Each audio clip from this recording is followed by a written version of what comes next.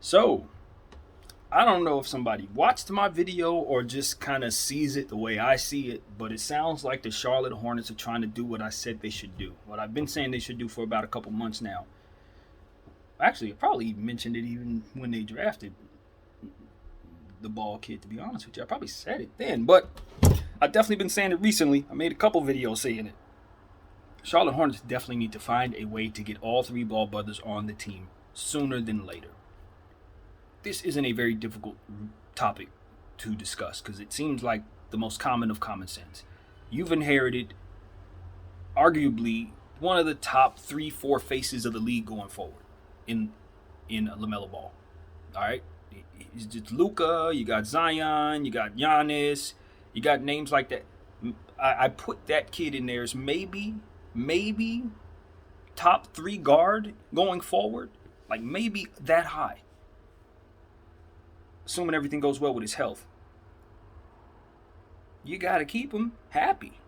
You got to keep him, and you got to keep him happy. And we know that his father has been dreaming many moons about all 3 of these kids being on the same team at the same time. Preferably the Lakers, but that situation, the Lakers are in a different space right now. And even though they do want Lonzo, they ain't getting Melo. And then Jello is kind of just, kind of trying to find his way. Well, from what I understand, Jello is now going to be signing on with the Charlotte Hornets for their summer league or whatever. They're going to put him on. And I've heard also that there's rumors that they're going to be trying to go after Lonzo too. That is what you need to do. That's common sense. That's a no-brainer. Not only did these guys grow up together with the intention of playing with one another, but they also complement each other's game because they're fluent basketball players. They score, they pass, they defend, they rebound. I mean, it's not like you can't put them in different positions if you need to. If you need Melo to play the 2, you need Lonzo to play the 2. They can swap different positions. They can both play the 1 very comfortably. They're 2 of the best passers in all of basketball already. Both of them. And I think of the top 5 passers in basketball, both of them are already in it. I mean, you got to understand these are real deal players that are going to make other players better. 1 ball makes everybody better. 2 balls may help win you a championship. You get the right pieces around them. In my opinion, you got that type of ball movement, that type of rebounding from your guard position, that type of cohesiveness from your guard position, that type of talent scoring the ball with Melo. It's a no-brainer. It's an absolute no-brainer. And like I said in a previous video, if Melo decides that he doesn't like playing with his brothers, then you trade him. It's no big deal. If that goes sour, you're always choosing Melo because Melo is the premier player of the 3 of them. I mean, that's not even hard to tell. It's always going to be that way in my opinion. I like Zoe tremendously. I'm a big Zoe fan. But I just see his brother is a more refined talent. And the reason why is because all his daddy told us. LeVar told us this.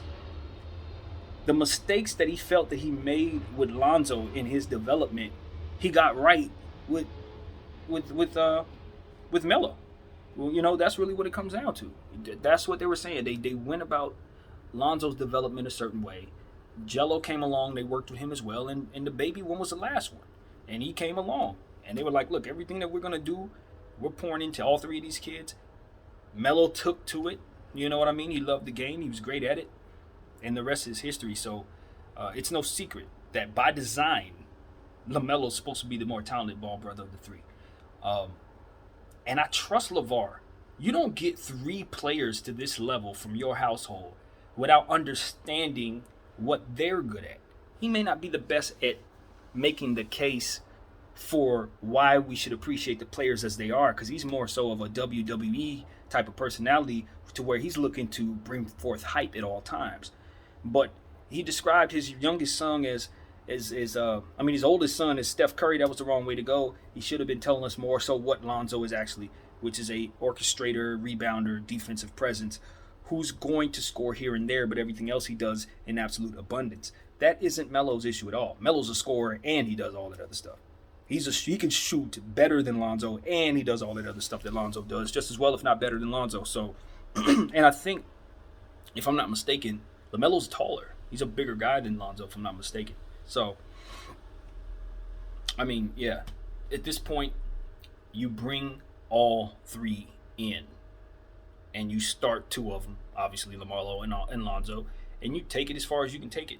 Guys like Mikal Bridges are going to love, I always get those guys mixed up. Miles Bridges is going to love playing with both Lonzo and LaMelo. You can see what LaMelo's already done for his career. You bring in another guy like that, he'd never skip a beat. That boy will be an all-star team before you know it. Same thing with P.J. Washington, a guy I really like on that team. He's getting better every year. He'll be an all-star before you know it as well. They got Malik Monk, who's finally showing signs of development and starting to come into his own. We know exactly what type of scorer he can be because naturally he has a gift for shooting the ball. He may not be the best player yet. He hasn't developed like he needs to. But he's the exact weapon that a guy like LaMelo and Lonzo are going to turn into the best version of himself. Malik Monk is a talented weapon. He's a talented shooting weapon. If he ever learns the game of basketball the way he's supposed to, he can definitely be somebody who contributes to any team he's on, because you cannot teach his ability to shoot. So I look at that and I say they already got the weapons. They've already shown that they can play with multiple guards, because they've had multiple guards in the team for many years now. I think they're going to shave off some of those guards, and I think there will be a role for a guy like Lonzo to come in. Maybe they even trade Devontae Graham or Scary Terry in a trade to bring back Lonzo, which I think is a pretty solid deal, I guess, depending on how that deal is structured, because I do value Scary Terry quite a bit, and I have not forgotten who Devontae Graham is. He's an elite scorer when he's healthy and in a role where he can get some consistent minutes. He just hasn't had that since he broke out. And he hasn't been healthy since he broke out. But that's another guy where he gets on the right team and he's gonna remind people that he's dangerous talent. So yeah, man, that's what I gotta say. Charlotte's doing the right thing by targeting all three of the Ball brothers, because I think that's a good way of trying to get LaMelo to be at peace with you and maybe even re-sign with you. Because ultimately, if you don't show him that Charlotte is a place that he should think about long term, you're gonna lose him. It's not even worth talking about. You may lose him anyway, just because of how much of a superstar this young fella is. The fact that there are going to be a bunch of teams trying to snatch him away from you, and the fact that you are Charlotte and have not made very good decisions historically. But you got some good talent now, and it seems like you're doing the right things, Mike. So I would just say stay the course, invest in the Ball brothers wholeheartedly, give them whatever they want, and let that be your future. Because it's going to be hard to attract talent to Charlotte to begin with. So when you get a player like this, you live and die with him, and you be at peace with that. You don't have the opportunities like the Lakers to where guys just start thinking about you whenever they want to leave their team. You're Charlotte. You're the last place we're going. You got a generational talent. It doesn't matter what his weaknesses are, his strengths are. You just value him like you'll never get something like that again, and you plan accordingly. And you can see it works. When you do it the right way, it works. It may take some time. Look at Phoenix, Booker. It takes some time. Look at Giannis, obviously. It takes some time. But if you invest in the player and provide them what they need, you may be able to keep them and you may be able to win with them. And I think LaMelo and Lonzo are the type of players that I think you can win with. So, yeah, man, that's what I got, man. That's what I wanted to say. I just think it's the right decision. I don't know if they're going to actually be able to pull it off. That's a whole other thing. But that they're trying to is in the right direction. My name is BDF44. Thank you all for watching. I'm out.